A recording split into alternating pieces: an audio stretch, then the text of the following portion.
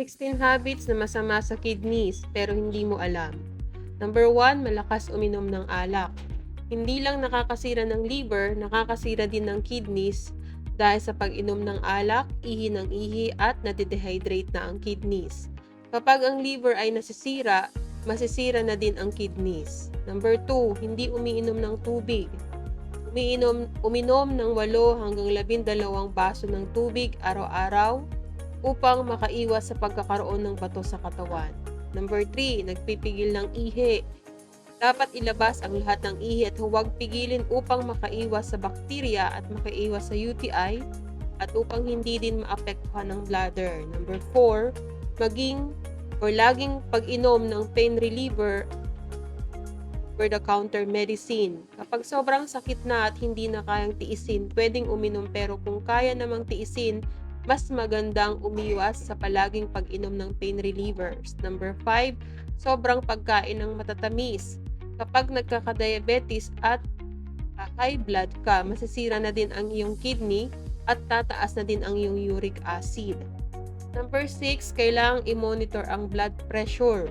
Hindi kaya ng kidney ang mataas na presyon ng dugo kaya dapat itong bantayan. Number 7, sobrang pagkain ng mga protina. Lalo na ang protina na galing sa baboy, karne ng baka. Mas maganda na i-consume ang protina na galing sa isda at gulay. Number 8, kulang sa exercise at palaging nakaupo. Dapat may moderate exercise tulad ng paglalakad. Number 9, hindi wastong pagpili ng pagkain. Iwasan ng mga processed meat, processed food, madalas na pagkain sa mga fast food chain. Number 10, bawasan ng alat sa pagkain, katulad ng mga noodles, seasoning, katulad ng bagoong, patis, toyo, sobrang alat na pampalasa. Tandaan, 2 grams per day lang ang tamang sodium intake ng ating katawan. Number 11, kung may sakit, kailangan gamutin agad, katulad ng UTI, may tonsillitis. Pag nagamot na ng maaga ang infeksyon, hindi mahihirapan ang kidneys. Choose natural pagdating sa paggamot ng ating mga sakit. Number 12, dapat kumpleto ka sa vitamins and minerals.